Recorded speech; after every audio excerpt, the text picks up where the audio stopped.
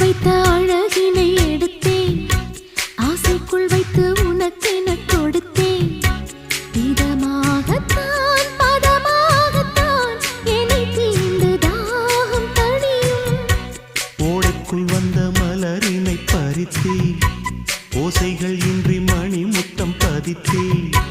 பழச்சாரையும் இளநீரையும் பரிமாற வேண்டும் தினமும். அந்திப்பகல் வந்ததொரு இன்ப மயக்கம், அஞ்சு விரல் பட்ட இடம் மெல்லச் சிலிர்க்கும்.